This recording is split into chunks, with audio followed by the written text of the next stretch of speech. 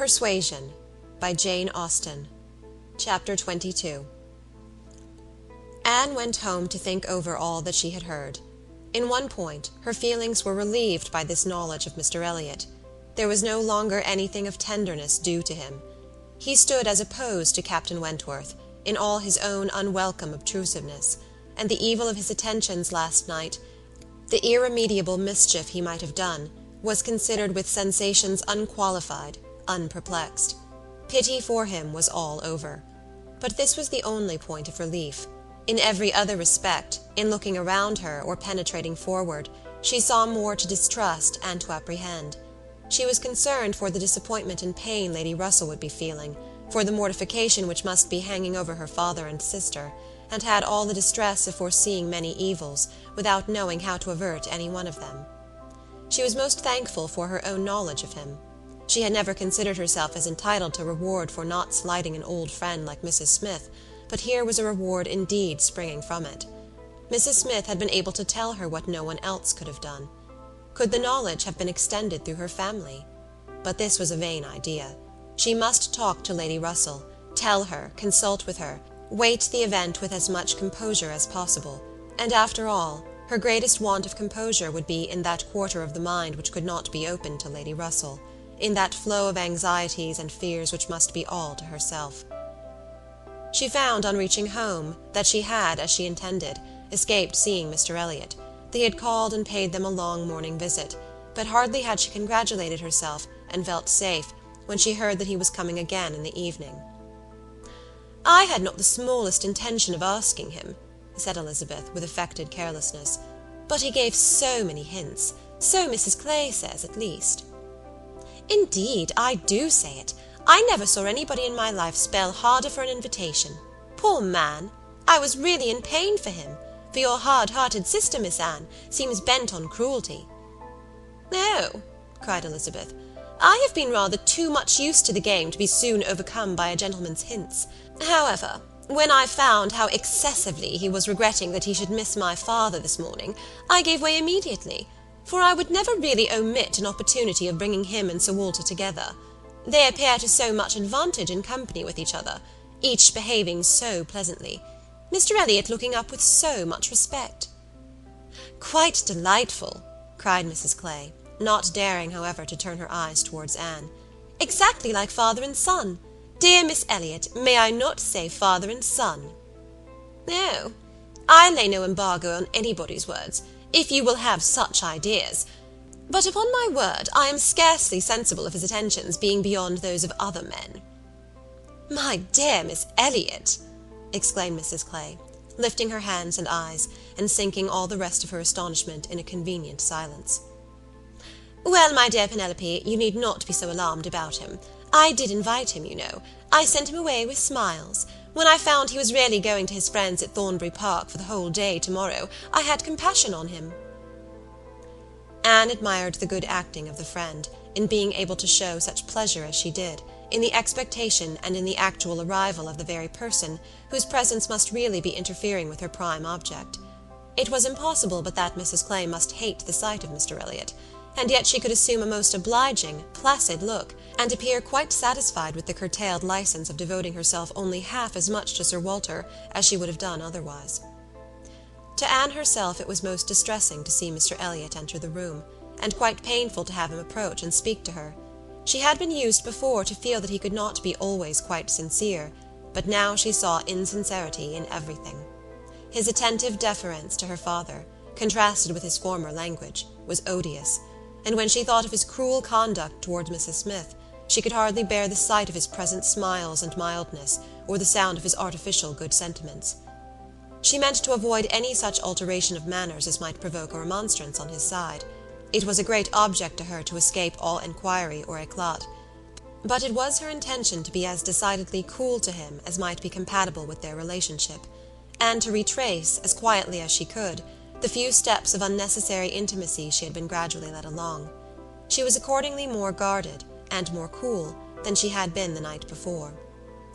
He wanted to animate her curiosity again as to how and where he could have heard her formerly praised, wanted very much to be gratified by more solicitation, but the charm was broken, He found that the heat and animation of a public room was necessary to kindle his modest cousin's vanity. He found, at least, that it was not to be done now, by any of those attempts which he could hazard among the too commanding claims of the others. He little surmised that it was a subject acting now exactly against his interest, bringing immediately to her thoughts all those parts of his conduct which were least excusable. She had some satisfaction in finding that he was really going out of Bath the next morning, going early, and that he would be gone the greater part of 2 days. He was invited again to Camden Place the very evening of his return, but from Thursday to Saturday evening his absence was certain. It was bad enough that a Mrs. Clay should be always before her, but that a deeper hypocrite should be added to their party seemed the destruction of everything like peace and comfort. It was so humiliating to reflect on the constant deception practised on her father and Elizabeth, to consider the various sources of mortification preparing for them. Mrs. Clay's selfishness was not so complicated nor so revolting as his, and Anne would have compounded for the marriage at once, with all its evils, to be clear of Mr. Elliot's subtleties in endeavouring to prevent it. On Friday morning she meant to go very early to Lady Russell, and accomplish the necessary communication, and she would have gone directly after breakfast, but that Mrs. Clay was also going out on some obliging purpose of saving her sister trouble, which determined her to wait till she might be safe from such a companion. She saw Mrs. Clay fairly off, therefore, before she began to talk of spending the morning in Rivers Street. "Very well," said Elizabeth. "I have nothing to send but my love. No, you may as well take back that tiresome book she would lend me, and pretend I have read it through. I really cannot be plaguing myself forever with all the new poems and states of the nation that come out. Lady Russell quite bores one with her new publications. You need not tell her so, but I thought her dress hideous the other night. I used to think she had some taste in dress, but I was ashamed of her at the concert. Something so formal and arranged in her air, and she sits so upright.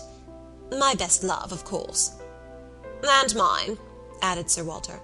"Kindest regards, and you may say that I mean to call upon her very soon. Make a civil message, but I shall only leave my card. Morning visits are never fair by women at her time of life, who make themselves up so little. If she would only wear rouge, she would not be afraid of being seen, but last time I called, I observed the blinds were let down immediately." While her father spoke, there was a knock at the door. Who could it be? Anne, remembering the preconcerted visits at all hours of Mr. Elliot, would have expected him, but for his known engagement 7 miles off. After the usual period of suspense, the usual sounds of approach were heard, and Mr. and Mrs. Charles Musgrove were ushered into the room. Surprise was the strongest emotion raised by their appearance, but Anne was really glad to see them, and the others were not so sorry but that they could put on a decent air of welcome, and as soon as it became clear that these, their nearest relations, were not arrived with any views of accommodation in that house, Sir Walter and Elizabeth were able to rise in cordiality, and do the honours of it very well. They were come to Bath for a few days with Mrs. Musgrove, and were at the White Hart. So much was pretty soon understood, but till Sir Walter and Elizabeth were walking Mary into the other drawing-room, and regaling themselves with her admiration, Anne could not draw upon Charles's brain for a regular history of their coming, or an explanation of some smiling hints of particular business, which had been ostentatiously dropped by Mary, as well as of some apparent confusion as to whom their party consisted of. She then found that it consisted of Mrs. Musgrove, Henrietta, and Captain Harville, beside their 2 selves. He gave her a very plain, intelligible account of the whole, a narration in which she saw a great deal of most characteristic proceeding. The scheme had received its first impulse by Captain Harville's wanting to come to Bath on business. He had begun to talk of it a week ago, and by way of doing something, as shooting was over, Charles had proposed coming with him, and Mrs. Harville had seemed to like the idea of it very much, as an advantage to her husband, but Mary could not bear to be left, and had made herself so unhappy about it, that for a day or 2 everything seemed to be in suspense, or at an end. But then, it had been taken up by his father and mother. His mother had some old friends in Bath whom she wished to see. It was thought a good opportunity for Henrietta to come, and buy wedding clothes for herself and her sister. And, in short, it ended in being his mother's party, that everything might be comfortable and easy to Captain Harville, and he and Mary were included in it by way of general convenience. They had arrived late the night before. Mrs. Harville, her children, and Captain Benwick remained with Mr. Musgrove and Louisa at Uppercross. Anne's only surprise was that affairs should be in forwardness enough for Henrietta's wedding clothes to be talked of. She had imagined such difficulties of fortune to exist there as must prevent the marriage from being near at hand, but she learned from Charles that, very recently, since Mary's last letter to herself, Charles Hayter had been applied to by a friend to hold a living for a youth who could not possibly claim it under many years, and that on the strength of his present income, with almost a certainty of something more permanent long before the term in question, the two families had consented to the young people's wishes, and that their marriage was likely to take place in a few months, quite as soon as Louisa's. "And a very good living it was," Charles added, "only 25 miles from Uppercross, and in a very fine country, fine part of Dorsetshire, in the centre of some of the best preserves in the kingdom, surrounded by 3 great proprietors, each more careful and jealous than the other, and to 2 of the 3 at least Charles Hayter might get a special recommendation. Not that he will value it as he ought," he observed. "Charles is too cool about sporting. That's the worst of him." "I am extremely glad indeed," cried Anne, "particularly glad that this should happen, and that of 2 sisters, who both deserve equally well, and who have always been such good friends, the pleasant prospect of one should not be dimming those of the other, that they should be so equal in their prosperity and comfort. I hope your father and mother are quite happy with regard to both." "Oh, yes. My father would be well pleased if the gentleman were richer, but he has no other fault to find. Money, you know, coming down with money, 2 daughters at once, it cannot be a very agreeable operation, and it straightens him as to many things. However, I do not mean to say that they have not a right to it. It is very fit that they should have daughters' shares, and I am sure he has always been a very kind, liberal father to me.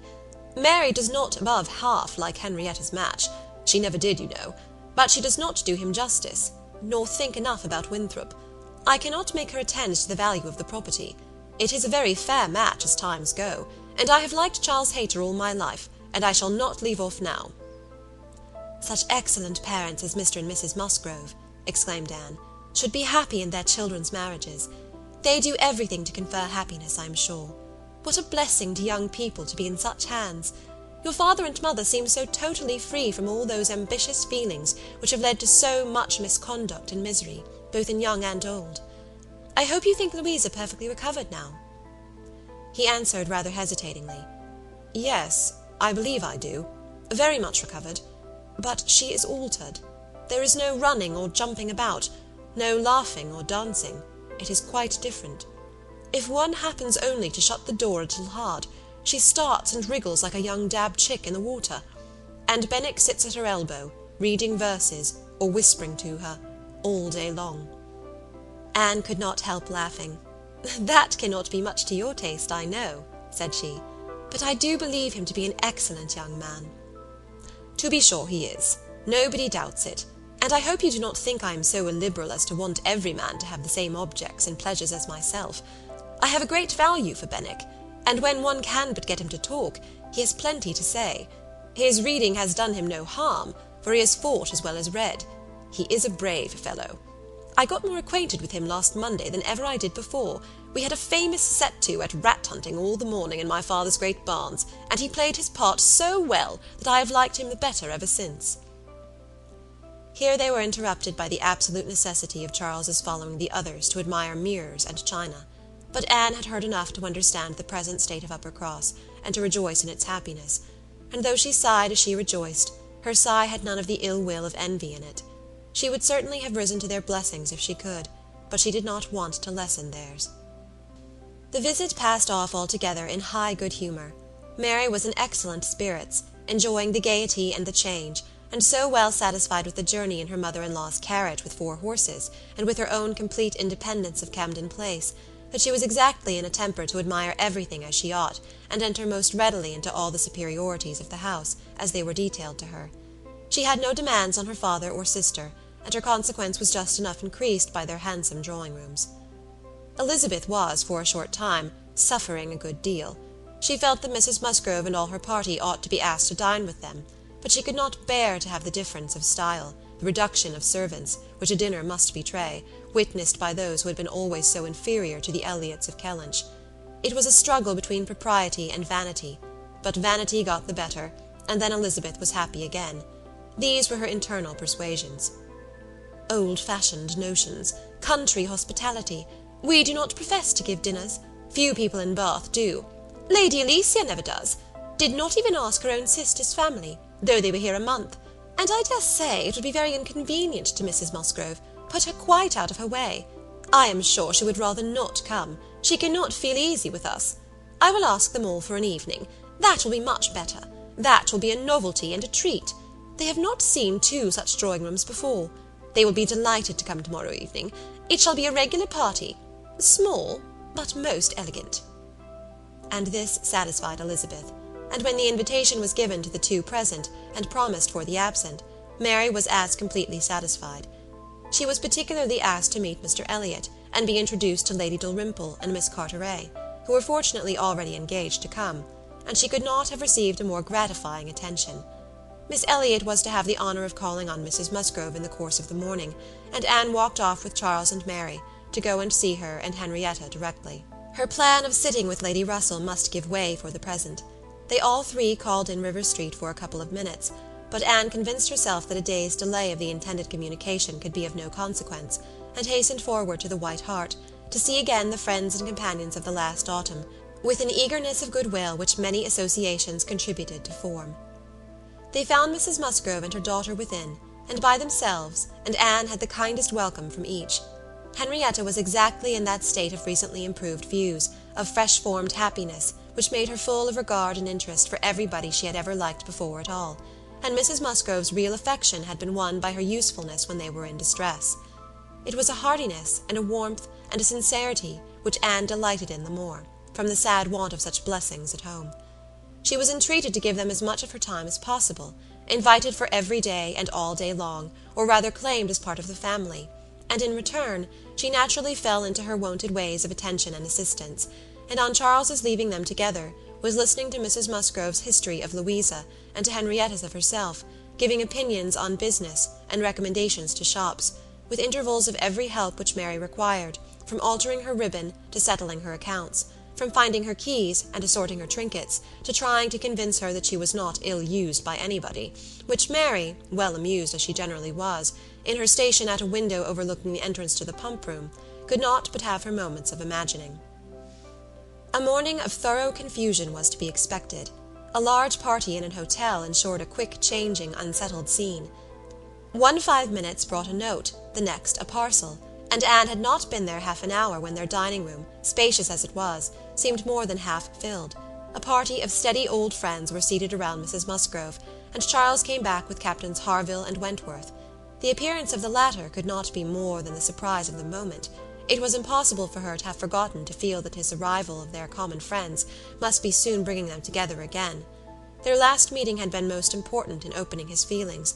She had derived from it a delightful conviction, but she feared from his looks that the same unfortunate persuasion, which had hastened him away from the concert-room, still governed. He did not seem to want to be near enough for conversation. She tried to be calm, and leave things to take their course, and tried to dwell much on the argument of rational dependence. Surely, if there be constant attachment on each side, our hearts must understand each other ere long. We are not boy and girl, to be captiously irritable, misled by every moment's inadvertence, and wantonly playing with our own happiness. And yet, a few minutes afterwards, she felt as if their being in company with each other, under their present circumstances, could only be exposing them to inadvertencies and misconstructions of the most mischievous kind. "Anne," cried Mary, still at her window, "there is Mrs. Clay, I am sure, standing under the colonnade, and a gentleman with her. I saw them turn the corner from Bath Street just now. They seemed deep in talk. Who is it? Come and tell me. Good heavens! I recollect. It is Mr. Elliot himself." "No," cried Anne quickly. "It cannot be Mr. Elliot, I assure you. He was to leave Bath at 9 this morning, and does not come back till tomorrow." As she spoke, she felt that Captain Wentworth was looking at her, the consciousness of which vexed and embarrassed her, and made her regret that she had said so much, simple as it was. Mary, resenting that she should be supposed not to know her own cousin, began talking very warmly about the family features, and protesting still more positively that it was Mr. Elliot, calling again upon Anne to come and look for herself, but Anne did not mean to stir, and tried to be cool and unconcerned. Her distress returned, however, on perceiving smiles and intelligent glances pass between 2 or 3 of the lady visitors, as if they believed themselves quite in the secret. It was evident that the report concerning her had spread, and a short pause succeeded, which seemed to ensure that it would now spread farther. "Do come, Anne," cried Mary. "Come and look yourself. You will be too late if you do not make haste. They are parting. They are shaking hands. He is turning away. Not know Mr. Elliot, indeed. You seem to have forgot all about Lyme." To pacify Mary, and perhaps screen her own embarrassment, Anne did move quietly to the window. She was just in time to ascertain that it really was Mr. Elliot, which she had never believed, before he disappeared on one side, as Mrs. Clay walked quickly off on the other, and checking the surprise which she could not but feel at such an appearance of friendly conference between two persons of totally opposite interest, she calmly said, "Yes, it is Mr. Elliot, certainly. He has changed his hour of going, I suppose, that is all, or I may be mistaken. I might not attend," and walked back to her chair, recomposed, and with the comfortable hope of having acquitted herself well. The visitors took their leave, and Charles, having civilly seen them off, and then made a face at them, and abused them for coming, began with, "Well, mother, I have done something for you that you will like. I have been to the theatre, and secured a box for tomorrow night. An't I a good boy? I know you love a play, and there is room for us all. It holds 9. I have engaged Captain Wentworth. Anne will not be sorry to join us, I am sure. We all like a play. Have not I done well, mother?" Mrs. Musgrove was good-humouredly beginning to express her perfect readiness for the play, if Henrietta and all the others liked it, when Mary eagerly interrupted her by exclaiming, "Good heavens, Charles! How can you think of such a thing? Take a box for tomorrow night! Have you forgot that we are engaged in Camden Place tomorrow night, and that we were most particularly asked to meet Lady Dalrymple and her daughter, and Mr. Elliot, and all the principal family connections, on purpose to be introduced to them? How can you be so forgetful?" "Phoo-phoo!" replied Charles. "What's an evening party? Never worth remembering. Your father might have asked us to dinner, I think, if he had wanted to see us. You may do as you like, but I shall go to the play." "Oh, Charles, I declare it will be too abominable if you do, when you promised to go." "No, I did not promise. I only smirked and bowed, and said the word happy. There was no promise." "But you must go, Charles. It would be unpardonable to fail. We were asked on purpose to be introduced. There was always such a great connection between the Dalrymples and ourselves. Nothing ever happened on either side that was not announced immediately. We are quite near relations, you know, and Mr. Elliot too, whom you ought so particularly to be acquainted with. Every attention is due Mr. Elliot. Consider, my father's heir, the future representative of the family." "Don't talk to me about heirs and representatives," cried Charles. "I am not one of those who neglect the reigning power to bow to the rising sun. If I would not go for the sake of your father, I should think it scandalous to go for the sake of his heir. What is Mr. Elliot to me?" The careless expression was life to Anne, who saw that Captain Wentworth was all attention, looking and listening with his whole soul, and that the last words brought his inquiring eyes from Charles to herself. Charles and Mary still talked on in the same style. He, half serious and half jesting, maintaining the scheme for the play, and she, invariably serious, most warmly opposing it, and not omitting to make it known that, however determined to go to Camden Place herself, she should not think herself very well used if they went to the play without her. Mrs. Musgrove interposed. "We had better put it off. Charles, you had much better go back and change the books for Tuesday. It would be a pity to be divided, and we should be losing Miss Anne too, if there is a party at her father's, and I am sure neither Henrietta nor I should care at all for the play, if Miss Anne could not be with us." Anne felt truly obliged to her for such kindness, and quite as much so for the opportunity it gave her of decidedly saying, "If it depended only on my inclination, ma'am, the party at home, excepting on Mary's account, would not be the smallest impediment. I have no pleasure in the sort of meeting, and should be too happy to change it for a play, and with you. But it had better not be attempted, perhaps." She had spoken it, but she trembled when it was done, conscious that her words were listened to, and daring not even to try to observe their effect. It was soon generally agreed that Tuesday should be the day, Charles only reserving the advantage of still teasing his wife, by persisting that he would go to the play tomorrow if nobody else would. Captain Wentworth left his seat, and walked to the fireplace, probably for the sake of walking away from it soon afterwards, and taking a station, with less barefaced design, by Anne. "You have not been long enough in Bath," said he, "to enjoy the evening parties of the place." "Oh, no. The usual character of them has nothing for me. I am no card-player." "You were not formerly, I know. You did not used to like cards, but time makes many changes." "I am not yet so much changed," cried Anne, and stopped, fearing she hardly knew what misconstruction. After waiting a few moments, he said, and as if it were the result of immediate feeling, "It is a period indeed. 8 years and a half is a period." Whether he would have proceeded farther was left to Anne's imagination to ponder over in a calmer hour, for while still hearing the sounds he had uttered, she was startled to other subjects by Henrietta, eager to make use of the present leisure for getting out, and calling on her companions to lose no time, lest somebody else should come in. They were obliged to move. Anne talked of being perfectly ready, and tried to look it, but she felt that could Henrietta have known the regret and reluctance of her heart in quitting that chair, in preparing to quit the room, she would have found, in all her own sensations for her cousin, in the very security of his affection, wherewith to pity her. Their preparations, however, were stopped short.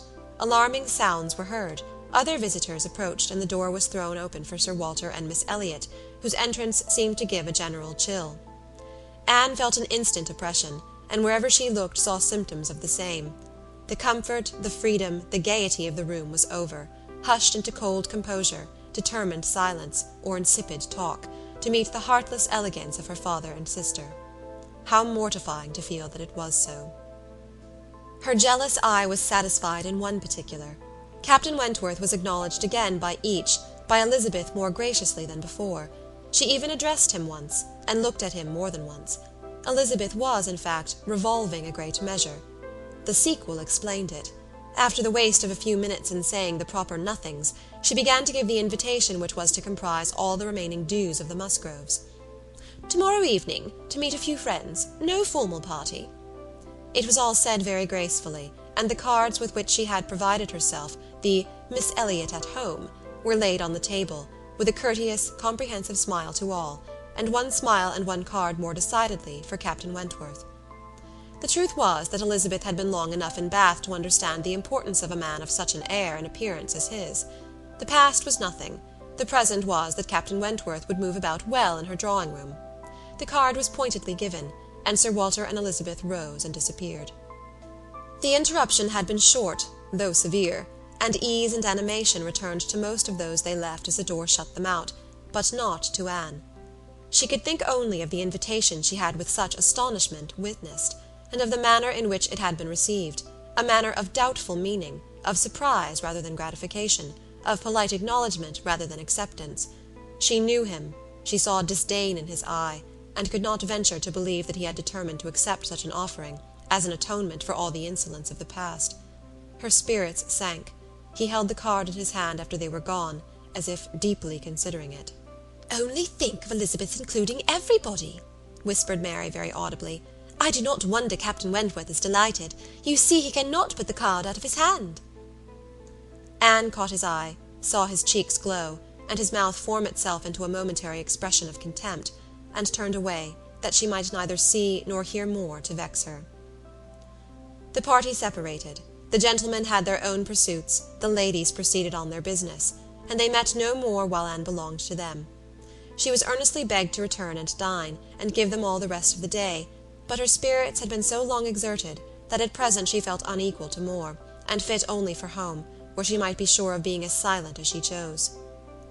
Promising to be with them the whole of the following morning, therefore, she closed the fatigues of the present by a toilsome walk to Camden Place, there to spend the evening chiefly in listening to the busy arrangements of Elizabeth and Mrs. Clay for the morrow's party, the frequent enumeration of the persons invited, and the continually improving detail of all the embellishments which were to make it the most completely elegant of its kind in Bath, while harassing herself with the never-ending question of whether Captain Wentworth would come or not.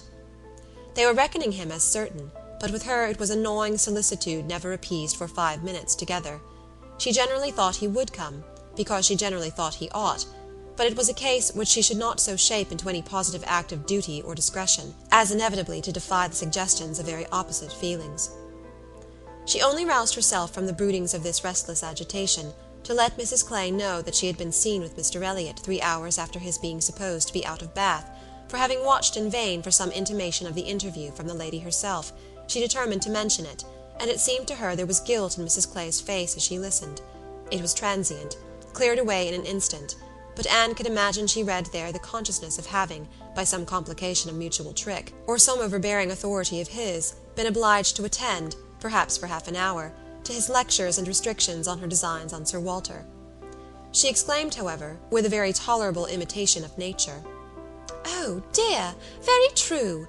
Only think, Miss Elliot, to my great surprise I met with Mr. Elliot in Bath Street. I was never more astonished. He turned back and walked with me to the pump-yard.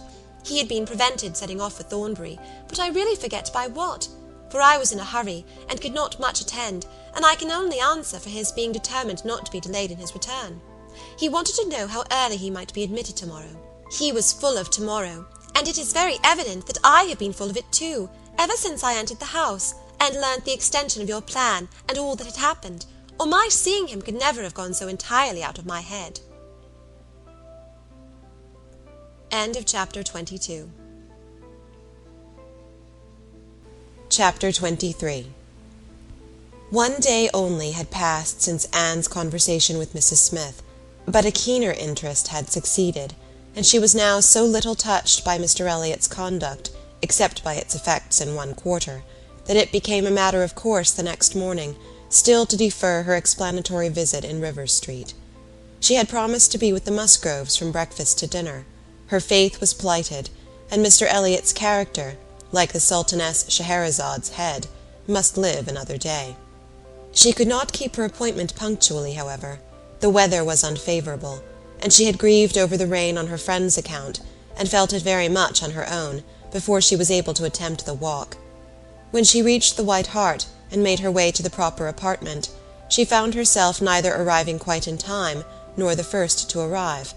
The party before her were Mrs. Musgrove talking to Mrs. Croft, and Captain Harville to Captain Wentworth, and she immediately heard that Mary and Henrietta, too impatient to wait, had gone out the moment it had cleared, but would be back again soon, and that the strictest injunctions had been left with Mrs. Musgrove to keep her there till they returned. She had only to submit, sit down, be outwardly composed, and feel herself plunged at once in all the agitations which she had merely laid her account of tasting a little before the morning closed. There was no delay, no waste of time. She was deep in the happiness of such misery, or the misery of such happiness, instantly. 2 minutes after her entering the room, Captain Wentworth said, "We will write the letter we were talking of, Harville, now, if you will give me materials." Materials were at hand, on a separate table.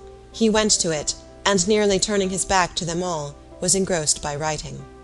Mrs. Musgrove was giving Mrs. Croft the history of her eldest daughter's engagement, and just in that inconvenient tone of voice which was perfectly audible while it pretended to be a whisper. Anne felt that she did not belong to the conversation, and yet, as Captain Harville seemed thoughtful and not disposed to talk, she could not avoid hearing many undesirable particulars, such as how Mr. Musgrove and my brother Hayter had met again and again to talk it over, what my brother Hayter had said one day, and what Mr. Musgrove had proposed the next, and what had occurred to my sister Hayter, and what the young people had wished, and what I said at first I never could consent to, but was afterwards persuaded to think might do very well. And a great deal in the same style of open-hearted communication, minutiae which, even with every advantage of taste and delicacy, which good Mrs. Musgrove could not give, could be properly interesting only to the principals. Mrs. Croft was attending with great good humour, and whenever she spoke at all, it was very sensibly. Anne hoped the gentlemen might each be too much self-occupied to hear.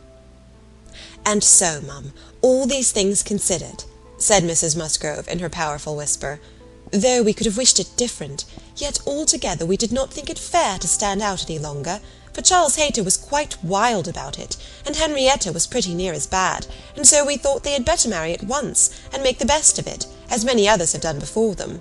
At any rate, said I, it will be better than a long engagement." "That is precisely what I was going to observe," cried Mrs. Croft. "I would rather have young people settle on a small income at once, and have to struggle with a few difficulties together, than be involved in a long engagement. I always think that no mutual—" "Oh, dear Mrs. Croft," cried Mrs. Musgrove, unable to let her finish her speech, "there is nothing I so abominate for young people as a long engagement. It is what I always protested against from my children. It is all very well, I used to say, for young people to be engaged if there is a certainty of their being able to marry in 6 months, or even in 12, but a long engagement—" "Yes, dear mum," said Mrs. Croft, "or an uncertain engagement, an engagement which may be long. To begin without knowing that at such a time there will be the means of marrying, I hold to be very unsafe and unwise, and what I think all parents should prevent as far as they can." Anne found an unexpected interest here. She felt its application to herself, felt it in a nervous thrill all over her, and at the same moment that her eyes instinctively glanced toward the distant table, Captain Wentworth's pen ceased to move, his head was raised, pausing, listening, and he turned round the next instant to give a look, one quick, conscious look, at her.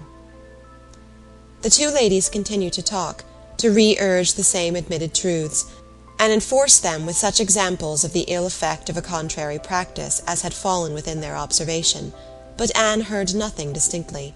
It was only a buzz of words in her ear, and her mind was in confusion. Captain Harville, who had in truth been hearing none of it, now left his seat and moved to a window, and Anne, seeming to watch him, though it was from thorough absence of mind, became gradually sensible that he was inviting her to join him where he stood. He looked at her with a smile, and a little motion of the head, which expressed, "Come to me, I have something to say," and the unaffected, easy kindness of manner which denoted the feelings of an older acquaintance than he really was, strongly enforced the invitation. She roused herself and went to him. The window at which he stood was at the other end of the room from where the two ladies were sitting, and though nearer to Captain Wentworth's table, not very near. As she joined him, Captain Harville's countenance reassumed the serious, thoughtful expression which seemed its natural character. "Look here," said he, unfolding a parcel in his hand, and displaying a small miniature painting. "Do you know who that is?" "Certainly, Captain Benwick." "Yes, and you may guess who it is for. But," in a deep tone, "it was not done for her. Miss Elliot, do you remember our walking together at Lyme and grieving for him? I little thought then. But no matter. This was drawn at the Cape. He met with a clever young German artist at the Cape, and in compliance with a promise to my poor sister, sat to him, and was bringing it home for her, and I have now the charge of getting it properly set for another. It was a commission to me. But who else was there to employ? I hope I can allow for him. I am not sorry indeed to make it over to another. He undertakes it," looking towards Captain Wentworth. "He is writing about it now." And with a quivering lip he wound up the whole by adding, "Poor Fanny! She would not have forgotten him so soon." "No," replied Anne in a low, feeling voice. "That I can easily believe." "It was not in her nature. She doted on him." "It would not be the nature of any woman who truly loved." Captain Harville smiled, as much as to say, "Do you claim that for your sex?" And she answered the question, smiling also. "Yes, we certainly do not forget you as soon as you forget us. It is perhaps our fate rather than our merit. We cannot help ourselves. We live at home, quiet, confined, and our feelings prey upon us. You are forced on exertion. You have always a profession, pursuits, business of some sort or other, to take you back into the world immediately, and continual occupation and change soon weaken impressions." "Granting your assertion that the world does all this so soon for men, which, however, I do not think I shall grant, it does not apply to Benwick. He has not been forced upon any exertion. The peace turned him on shore at the very moment, and he has been living with us, in our little family circle ever since." "True," said Anne, "very true. I did not recollect. But what shall we say now, Captain Harville? If the change be not from outward circumstances, it must be from within. It must be nature, man's nature, which has done the business for Captain Benwick." "No, no, it is not man's nature. I will not allow it to be more man's nature than woman's to be inconstant and forget those they do love, or have loved. I believe the reverse. I believe in a true analogy between our bodily frames and our mental, and that as our bodies are the strongest, so are our feelings, capable of bearing most rough usage and riding out the heaviest weather." Your feelings may be the strongest, replied Anne, but the same spirit of analogy will authorize me to assert that ours are the most tender. Man is more robust than woman, but he is not longer lived, which exactly explains my view of the nature of their attachments. Nay, it would be too hard upon you if it were otherwise. You have difficulties and privations and dangers enough to struggle with. You are always labouring and toiling, exposed to every risk and hardship. Your home, country, friends, all quitted. Neither time, nor health, nor life to be called your own. It would be hard indeed, with a faltering voice, if woman's feelings were to be added to all this. We shall never agree upon this question, Captain Harville was beginning to say, when a slight noise called their attention to Captain Wentworth's hitherto perfectly quiet division of the room. It was nothing more than that his pen had fallen down, but Anne was startled at finding him nearer than she had supposed, and half inclined to suspect that the pen had fallen because he had been occupied by them, striving to catch sounds, which yet she did not think he could have caught. "Have you finished your letter?" said Captain Harville. "Not quite. A few lines more. I shall have done in 5 minutes." "There is no hurry on my side. I am only ready whenever you are. I am in very good anchorage here," smiling at Anne, "well supplied and want for nothing. No hurry for a signal at all. Well, Miss Elliot," lowering his voice, "as I was saying, we shall never agree, I suppose, upon this point. No man and woman would, probably. But let me observe that all histories are against you, all stories, prose and verse. If I had such a memory as Benwick, I could bring you 50 quotations in a moment on my side of the argument, and I do not think I ever opened a book in my life which had not something to say upon woman's inconstancy. Songs and proverbs all talk of woman's fickleness. But perhaps you will say these were all written by men." "Perhaps I shall. Yes, yes, if you please, no reference to examples in books.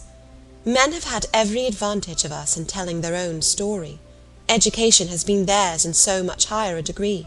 The pen has been in their hands. I will not allow books to prove anything."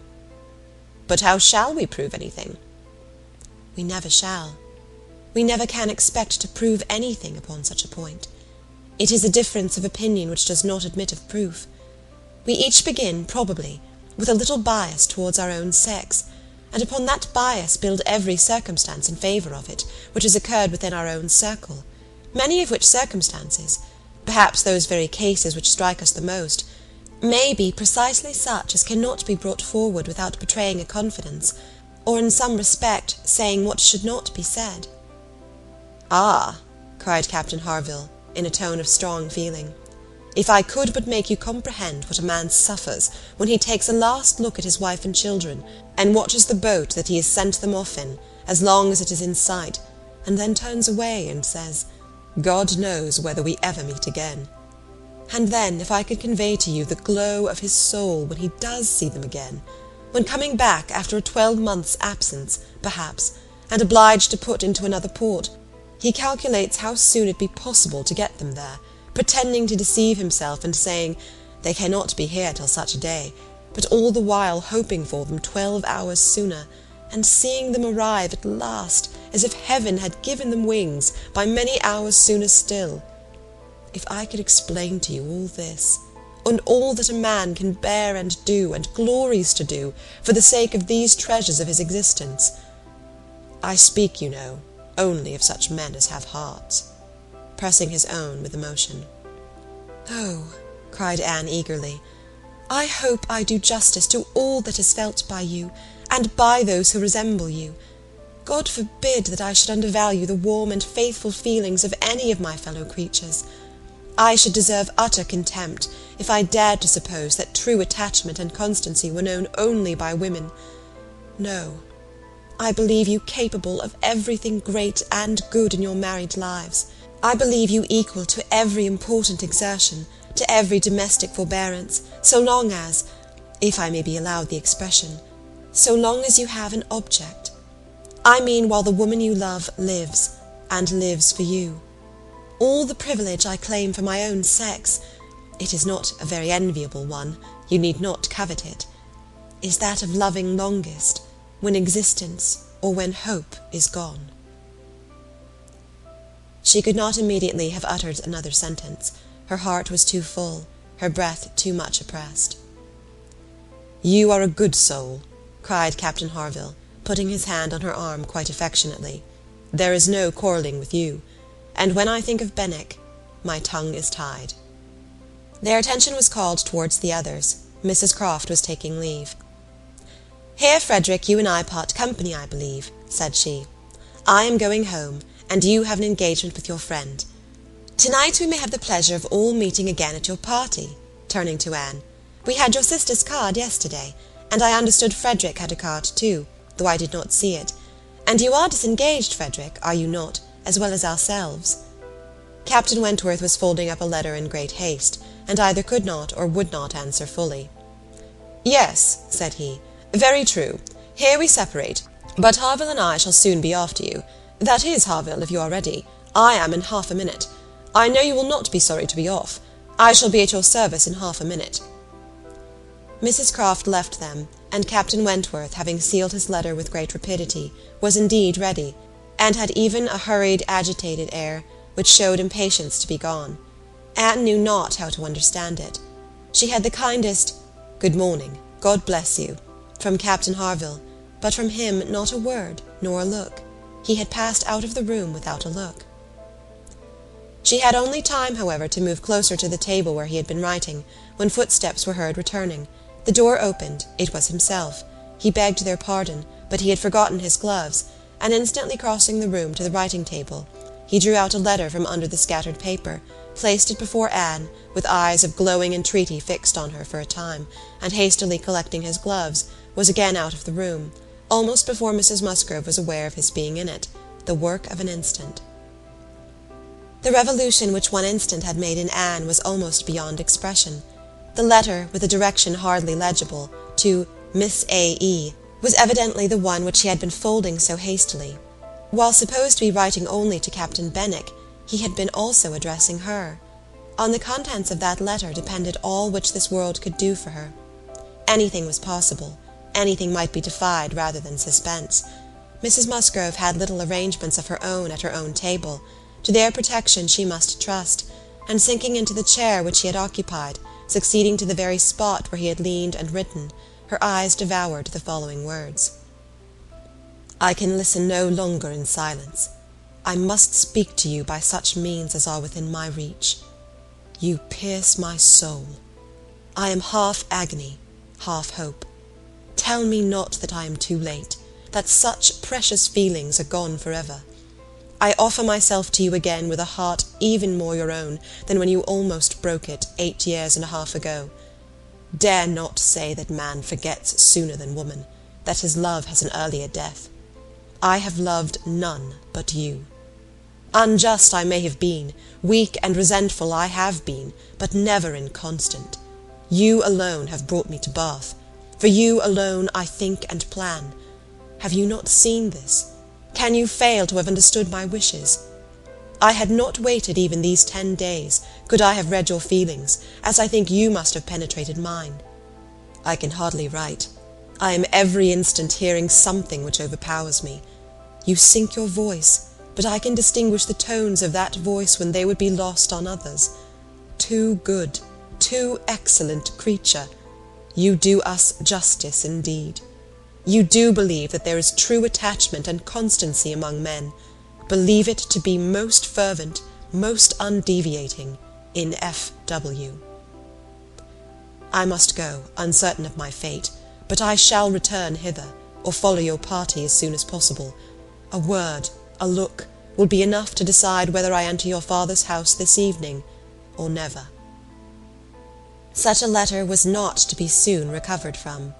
Half an hour's solitude and reflection might have tranquillized her, but the 10 minutes only which now passed before she was interrupted, with all the restraints of her situation, could do nothing towards tranquillity. Every moment rather brought fresh agitation. It was overpowering happiness. And before she was beyond the first stage of full sensation, Charles, Mary, and Henrietta all came in. The absolute necessity of seeming like herself produced then an immediate struggle, but after a while she could do no more. She began not to understand a word they said, and was obliged to plead indisposition and excuse herself. They could then see that she looked very ill, were shocked and concerned, and would not stir without her for the world. This was dreadful. Would they only have gone away and left her in the quiet possession of that room, it would have been her cure. But to have them all standing or waiting around her was distracting, and in desperation she said she would go home. "By all means, my dear," cried Mrs. Musgrove, "go home directly, and take care of yourself, that you may be fit for the evening. I wish Sarah was here to doctor you, but I am no doctor myself. Charles, ring and order a chair. She must not walk." But the chair would never do. Worse than all, to lose the possibility of speaking 2 words to Captain Wentworth in the course of her quiet, solitary progress up the town, and she felt almost certain of meeting him, could not be borne. The chair was earnestly protested against, and Mrs. Musgrove, who thought only of one sort of illness, having assured herself with some anxiety that there had been no fall in the case, that Anne had not at any time lately slipped down and got a blow on her head, that she was perfectly convinced of having had no fall, could part with her cheerfully, and depend on finding her better at night. Anxious to omit no possible precaution, Anne struggled and said, "I am afraid, ma'am, that it is not perfectly understood. Pray be so good as to mention to the other gentlemen that we hope to see your whole party this evening. I am afraid there had been some mistake, and I wish you particularly to assure Captain Harville and Captain Wentworth that we hope to see them both." "Oh, my dear, it is quite understood. I give you my word. Captain Harville has no thought but of going." "Do you think so? But I am afraid, and I should be so very sorry. Will you promise me to mention it, when you see them again? You will see them both this morning, I dare say. Do promise me." "To be sure I will, if you wish it. Charles, if you see Captain Harville anywhere, remember to give Miss Anne's message. But indeed, my dear, you need not be uneasy. Captain Harville holds himself quite engaged, I'll answer for it, and Captain Wentworth the same, I dare say." Anne could do no more, but her heart prophesied some mischance to damp the perfection of her felicity. It could not be very lasting, however. Even if he did not come to Camden Place himself, it would be in her power to send an intelligible sentence by Captain Harville. Another momentary vexation occurred. Charles, in his real concern and good nature, would go home with her. There was no preventing him. This was almost cruel, but she could not be long ungrateful. He was sacrificing an engagement at a gunsmith's to be of use to her, and she set off with him, with no feeling but gratitude apparent. They were on Union Street, when a quicker step behind, a something of familiar sound, gave her 2 moments' preparation for the sight of Captain Wentworth. He joined them, but, as if irresolute whether to join or pass on, he said nothing, only looked. Anne could command herself enough to receive that look, and not repulsively. The cheeks which had been pale now glowed, and the movements which had hesitated were decided. He walked by her side. Presently, struck by a sudden thought, Charles said, "Captain Wentworth, which way are you going? Only to Gay Street, or farther up the town?" "I hardly know," replied Captain Wentworth, surprised. "Are you going as high as Belmont? Are you going near Camden Place? Because if you are, I shall have no scruple in asking you to take my place, and give Anne your arm to her father's door. She is rather done for this morning, and must not go so far without help, and I ought to be at that fellow's in the market-place. He promised me the sight of a capital gun he is just going to send off, said he would keep it unpacked to the last possible moment, that I might see it, and if I do not turn back now, I have no chance. By his description, a good deal like the second-size double-barrel of mine, which you shot with one day round Winthrop." There could not be an objection. There could be only the most proper alacrity, a most obliging compliance for public view, and smiles reined in and spirits dancing in private rapture. In half a minute Charles was at the bottom of Union Street again, and the other 2 proceeding together, and soon words enough had passed between them to decide their direction towards the comparatively quiet and retired gravel walk, where the power of conversation would make the present hour a blessing indeed, and prepare it for all the immortality which the happiest recollections of their own future lives could bestow. There they exchanged again those feelings and those promises which had once before seemed to secure everything, but which had been followed by so many, many years of division and estrangement. There they returned again into the past, more exquisitely happy, perhaps, in their reunion, than when it had been first projected, more tender, more tried, more fixed in a knowledge of each other's character, truth, and attachment. more equal to act, more justified in acting. And there, as they slowly paced the gradual ascent, heedless of every group around them, seeing neither sauntering politicians, bustling housekeepers, flirting girls, nor nursery maids and children, they could indulge in those retrospections and acknowledgments, and especially in those explanations of what had directly preceded the present moment, which were so poignant and so ceaseless in interest. All the little variations of the last week were gone through, and of yesterday and today there could scarcely be an end. She had not mistaken him. Jealousy of Mr. Elliot had been the retarding weight, the doubt, the torment. That had begun to operate in the very hour of first meeting her in Bath. That had returned, after a short suspension, to ruin the concert. And that had influenced him in everything he had said and done, or omitted to say and do, in the last 24 hours. It had been gradually yielding to the better hopes which her looks, or words, or actions occasionally encouraged. It had been vanquished at last by those sentiments and those tones which had reached him while she talked with Captain Harville, and under the irresistible governance of which he had seized a sheet of paper and poured out his feelings. Of what he had then written, nothing was to be retracted or qualified. He persisted in having loved none but her. She had never been supplanted. He never even believed himself to see her equal. Thus much indeed he was obliged to acknowledge, that he had been constant unconsciously, nay, unintentionally, that he had meant to forget her, and believed it to be done. He had imagined himself indifferent when he had only been angry, and he had been unjust to her merits because he had been a sufferer from them. Her character was now fixed on his mind as perfection itself, maintaining the loveliest medium of fortitude and gentleness, but he was obliged to acknowledge that only at Uppercross had he learnt to do her justice, and only at Lyme had he begun to understand himself. At Lyme he had received lessons of more than one sort. The passing admiration of Mr. Elliot had at least roused him, and the scenes on the Cobb and at Captain Harville's had fixed her superiority. In his preceding attempts to attach himself to Louisa Musgrove, the attempts of angry pride, he protested that he had forever felt it to be impossible, that he had not cared, could not care, for Louisa, though till that day, till the leisure for reflection which followed it, he had not understood the perfect excellence of the mind with which Louisa's could so ill bear a comparison, or the perfect unrivalled hold it possessed over his own. There he had learnt to distinguish between the steadiness of principle and the obstinacy of self-will, between the darings of heedlessness and the resolution of a collected mind.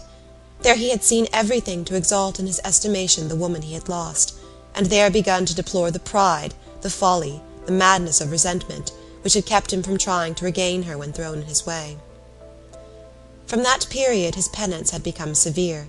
He had no sooner been free from the horror and remorse attending the first few days of Louisa's accident, no sooner begun to feel himself alive again, than he had begun to feel himself, though alive, not at liberty. "I found," said he, "that I was considered by Harville an engaged man, that neither Harville nor his wife entertained a doubt of our mutual attachment. I was startled and shocked. To a degree I could contradict this instantly, but when I began to reflect that others might have felt the same, her own family, nay, perhaps herself, I was no longer at my own disposal. I was hers in honour if she wished it. I had been unguarded. I had not thought seriously on this subject before. I had not considered that my excessive intimacy must have its dangers of ill consequence in many ways, and that I had no right to be trying whether I could attach myself to either of the girls, at the risk of raising even an unpleasant report, were there no other ill effects. I had been grossly wrong, and must abide the consequences."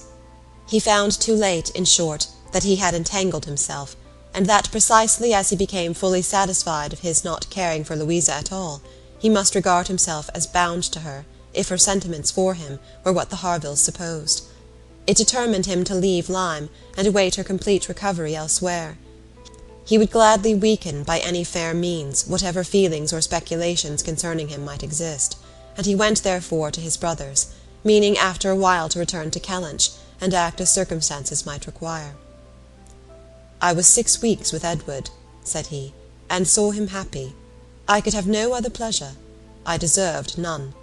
He inquired after you very particularly, asked even if you were personally altered, little suspecting that to my eye you could never alter." Anne smiled, and let it pass. It was too pleasing a blunder for a reproach. It is something for a woman to be assured, in her 28th year, that she has not lost one charm of earlier youth, but the value of such homage was inexpressibly increased to Anne by comparing it with former words, and feeling it to be the result, not the cause, of a revival of his warm attachment. He had remained in Shropshire, lamenting the blindness of his own pride, and the blunders of his own calculations, till at once released from Louisa by the astonishing and felicitous intelligence of her engagement with Benwick. "Here," said he, "ended the worst of my state, for now I could at least put myself in the way of happiness. I could exert myself. I could do something. But to be waiting so long in inaction, and waiting only for evil, had been dreadful. Within the first 5 minutes I said, 'I will be at Bath on Wednesday,' and I was. Was it unpardonable to think it worth my while to come, and to arrive with some degree of hope? You were single. It was possible that you might retain the feelings of the past as I did, and one encouragement happened to be mine.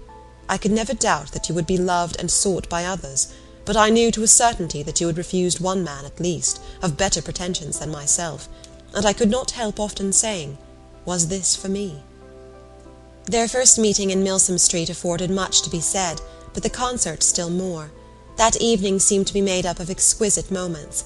The moment of her stepping forward in the octagon room to speak to him, the moment of Mr. Elliot's appearing and tearing her away, and one or two subsequent moments, marked by returning hope or increasing despondency, were dwelt on with energy.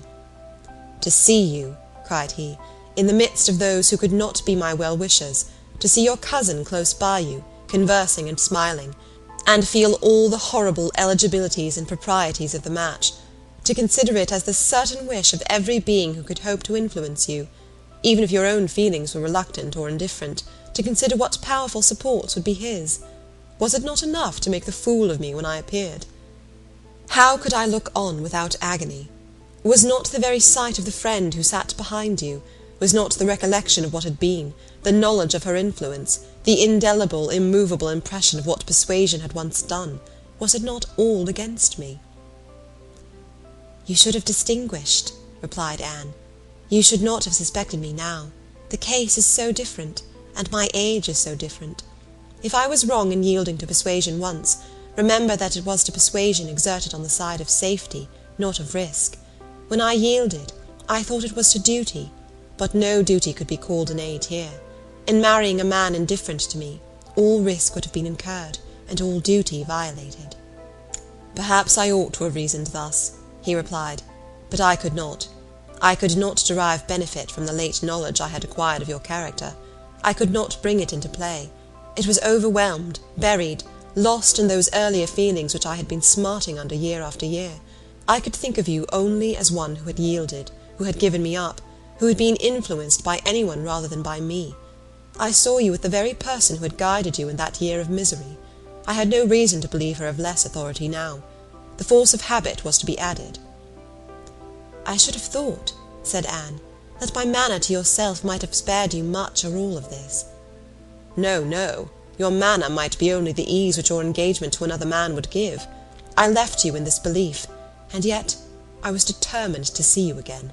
My spirits rallied with the morning, and I felt that I had still a motive for remaining here." At last Anne was at home again, and happier than anyone in that house could have conceived. All the surprise and suspense, and every other painful part of the morning dissipated by this conversation. She re-entered the house so happy as to be obliged to find an alloy in some momentary apprehensions of its being impossible to last. An interval of meditation, serious and grateful, was the best corrective of everything dangerous in such high-wrought felicity, and she went to her room, and grew steadfast and fearless in the thankfulness of her enjoyment. The evening came, the drawing-rooms were lighted up, the company assembled. It was but a card-party, it was but a mixture of those who had never met before, and those who met too often, a commonplace business, too numerous for intimacy, too small for variety, but Anne had never found an evening shorter. Glowing and lovely in sensibility and happiness, and more generally admired than she thought about or cared for, she had cheerful or forbearing feelings for every creature about her. Mr. Elliot was there. She avoided, but she could pity him. The Wallaces, she had amusement in understanding them. Lady Dalrymple and Miss Carteret, they would soon be innoxious cousins to her. She cared not for Mrs. Clay, and had nothing to blush for in the public manners of her father and sister. With the Musgroves there was the happy chat of perfect ease, with Captain Harville the kind-hearted intercourse of brother and sister, with Lady Russell attempts at conversation, which a delicious consciousness cut short, with Admiral and Mrs Croft everything of peculiar cordiality and fervent interest, which the same consciousness sought to conceal, and with Captain Wentworth some moments of communications continually occurring, and always the hope of more, and always the knowledge of his being there. It was in one of these short meetings, each apparently occupied in admiring a fine display of greenhouse plants, that she said, "I have been thinking over the past, and trying impartially to judge of the right and wrong, I mean with regard to myself, and I must believe that I was right, much as I suffered from it, that I was perfectly right in being guided by the friend whom you will love better than you do now. To me she was in the place of a parent. Do not mistake me, however. I am not saying that she did not err in her advice. It was perhaps one of those cases in which advice is good or bad only as the event decides, and for myself I certainly never should, in any circumstance of tolerable similarity, give such advice. But I mean that I was right in submitting to her, and that if I had done otherwise, I should have suffered more in continuing the engagement than I did even in giving it up, because I should have suffered in my conscience. I have now, as far as such a sentiment is allowable in human nature, nothing to reproach myself with, and if I mistake not, a strong sense of duty is no bad part of a woman's portion." He looked at her, looked at Lady Russell, and looking again at her, replied, as if in cool deliberation, "Not yet, but there are hopes of her being forgiven in time. I trust to being in charity with her soon. But I too have been thinking over the past, and a question has suggested itself, whether there may not have been one person more my enemy even than that lady. My own self. Tell me if, when I returned to England in the year 8, with a few £1,000, and was posted into the Laconia, if I had then written to you, would you have answered my letter? Would you, in short, have renewed the engagement then?" "Would I?" was all her answer, but the accent was decisive enough. "Good God!" he cried, "you would! It is not that I did not think of it, or desire it, as what could alone crown all my other success, but I was proud, too proud to ask again. I did not understand you. I shut my eyes, and would not understand you, or do you justice. This is a recollection which ought to make me forgive every one sooner than myself. 6 years of separation and suffering might have been spared. It is a sort of pain, too, which is new to me. I have been used to the gratification of believing myself to earn every blessing that I enjoyed. I have valued myself on honourable toils and just rewards. Like other great men under reverses," he added with a smile, "I must endeavour to subdue my mind to my fortune. I must learn to brook being happier than I deserve." End of chapter 23. Chapter 24. Who can be in doubt of what followed? When any two young people take it into their heads to marry, they are pretty sure by perseverance to carry their point, be they ever so poor, or ever so imprudent, or ever so little likely to be necessary to each other's ultimate comfort. This may be bad morality to conclude with, but I believe it to be truth. And if such parties succeed, how should a Captain Wentworth and an Anne Elliot, with the advantage of maturity of mind, consciousness of right, and one independent fortune between them, fail of bearing down every opposition? They might in fact have borne down a great deal more than they met with, for there was little to distress them beyond the want of graciousness and warmth. Sir Walter made no objection, and Elizabeth did nothing worse than look cold and unconcerned. Captain Wentworth, with £25,000, and as high in his profession as merit and activity could place him, was no longer nobody. He was now esteemed quite worthy to address the daughter of a foolish, spendthrift baronet, who had not principle or sense enough to maintain himself in the situation in which Providence had placed him, and who could give his daughter at present but a small part of the share of £10,000, which must be hers hereafter.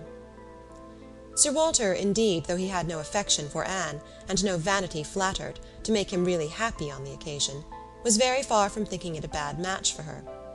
On the contrary, when he saw more of Captain Wentworth, saw him repeatedly by daylight, and eyed him well, he was very much struck by his personal claims, and felt that his superiority of appearance might not be unfairly balanced against her superiority of rank. And all this, assisted by his well-sounding name, enabled Sir Walter at last to prepare his pen, with a very good grace, for the insertion of the marriage in the volume of honour. The only one among them whose opposition of feeling could excite any serious anxiety was Lady Russell.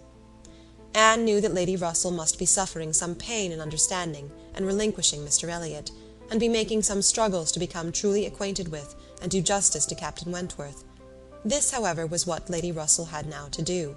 She must learn to feel that she had been mistaken with regard to both, that she had been unfairly influenced by appearance in each, that because Captain Wentworth's manners had not suited her own ideas, she had been too quick in suspecting them to indicate a character of dangerous impetuosity, and that because Mr. Elliot's manners had precisely pleased her in their propriety and correctness, their general politeness and suavity, she had been too quick in receiving them as the certain result of the most correct opinions and well-regulated mind. There was nothing less for Lady Russell to do than to admit that she had been pretty completely wrong, and to take up a new set of opinions and of hopes. There is a quickness of perception in some, a nicety in the discernment of character, a natural penetration, in short, which no experience in others can equal, and Lady Russell had been less gifted in this part of understanding than her young friend. But she was a very good woman, and if her second object was to be sensible and well-judging, her first was to see Anne happy. She loved Anne better than she loved her own abilities, and when the awkwardness of the beginning was over, found little hardship in attaching herself as a mother to the man who was securing the happiness of her other child. Of all the family, Mary was probably the one most immediately gratified by the circumstance. It was creditable to have a sister married, and she might flatter herself with having been greatly instrumental to the connection by keeping Anne with her in the autumn. And as her own sister must be better than her husband's sisters, it was very agreeable that Captain Wentworth should be a richer man than either Captain Benwick or Charles Hayter. She had something to suffer, perhaps, when they came into contact again, in seeing Anne restored to the rights of seniority, and the mistress of a very pretty landulette, but she had a future to look forward to of powerful consolation. Anne had no Uppercross Hall before her, no landed estate, no headship of a family, and if they could but keep Captain Wentworth from being made a baronet, she would not change situations with Anne. It would be well for the eldest sister if she were equally satisfied with her situation, for a change is not very probable there. She had soon the mortification of seeing Mr. Elliot withdraw, and no one of proper condition has since presented himself to raise even the unfounded hopes which sunk with him. The news of his cousin Anne's engagement burst on Mr. Elliot most unexpectedly. It deranged his best plan of domestic happiness, his best hope of keeping Sir Walter single by the watchfulness which a son-in-law's rights would have given. But, though discomfited and disappointed, he could still do something for his own interest and his own enjoyment. He soon quitted Bath, and on Mrs. Clay's quitting it soon afterwards, and being next heard of as established under his protection in London, it was evident how double a game he had been playing, and how determined he was to save himself from being cut out by one artful woman at least. Mrs. Clay's affections had overpowered her interest, and she had sacrificed, for the young man's sake, the possibility of scheming longer for Sir Walter. She has abilities, however, as well as affections, and it is now a doubtful point whether his cunning, or hers, may finally carry the day, whether, after preventing her from being the wife of Sir Walter, he may not be wheedled and caressed at last into making her the wife of Sir William. It cannot be doubted that Sir Walter and Elizabeth were shocked and mortified by the loss of their companion, and the discovery of their deception in her. They had their great cousins, to be sure, to resort to for comfort, but they must long feel that to flatter and follow others, without being flattered and followed in turn, is but a state of half enjoyment. Anne, satisfied at a very early period of Lady Russell's meaning to love Captain Wentworth as she ought, had no other alloy to the happiness of her prospects than what arose from the consciousness of having no relations to bestow on him which a man of sense could value. There she felt her own inferiority very keenly. The disproportion in their fortune was nothing. It did not give her a moment's regret, but to have no family to receive and estimate him properly, nothing of respectability, of harmony, of goodwill to offer in return for all the worth and all the prompt welcome which met her in his brothers and sisters, was a source of as lively pain as her mind could well be sensible of under circumstances of otherwise strong felicity. She had but two friends in the world to add to his list, Lady Russell and Mrs. Smith. To these, however, he was very well disposed to attach himself. Lady Russell, in spite of all her former transgressions, he could now value from his heart. While he was not obliged to say that he believed her to have been right in originally dividing them, he was ready to say almost everything else in her favour. And as for Mrs. Smith, she had claims of various kinds to recommend her quickly and permanently. Her recent good offices by Anne had been enough in themselves, and their marriage, instead of depriving her of one friend, secured her two. She was their earliest visitor in their settled life, and Captain Wentworth, by putting her in the way of recovering her husband's property in the West Indies, by writing for her, acting for her, and seeing her through all the petty difficulties of the case with the activity and exertion of a fearless man and a determined friend, fully requited the services which she had rendered, or ever meant to render, to his wife. Mrs. Smith's enjoyments were not spoiled by this improvement of income, with some improvement of health, and the acquisition of such friends to be often with, for her cheerfulness and mental alacrity did not fail her, and while these prime supplies of good remained, she might have bid defiance even to greater accessions of worldly prosperity. She might have been absolutely rich and perfectly healthy, and yet be happy. Her spring of felicity was in the glow of her spirits, as her friend Anne's was in the warmth of her heart. Anne was tenderness itself, and she had the full worth of it in Captain Wentworth's affection. His profession was all that could ever make her friends wish that tenderness less, the dread of a future war all that could dim her sunshine. She gloried in being a sailor's wife, but she must pay the tax of quick alarm for belonging to that profession, which is, if possible, more distinguished in its domestic virtues than in its national importance. End of Persuasion by Jane Austen.